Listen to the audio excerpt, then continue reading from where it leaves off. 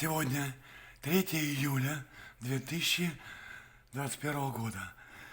В этом видео я хочу вам показать, как происходит реальный перенос облачности и формирование дождевой облачности при помощи генератора погоды, который в данном случае установлен в Дубае, Арабские Эмираты.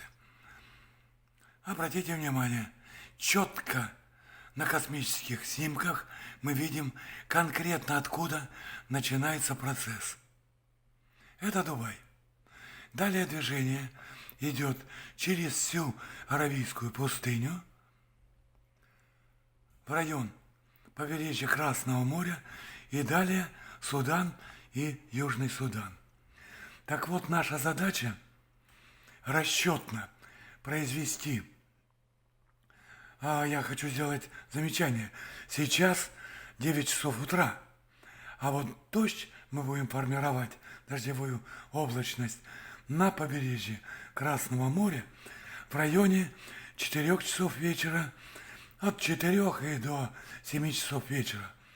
Это на Красном море побережье и в Южном Судане примерно в то же время, но с задержкой на 1,5-2 часа. Расстояние от Дубая до побережья Красного моря более 1000 километров, до Южного Судана более 1500 километров.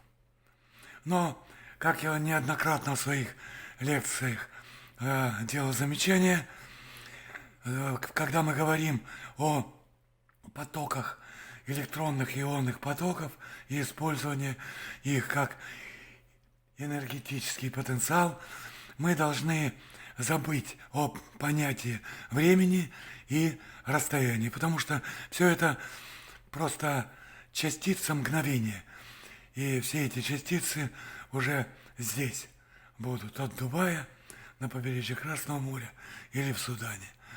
Ну вот, примерно так это выглядит. Спасибо за внимание.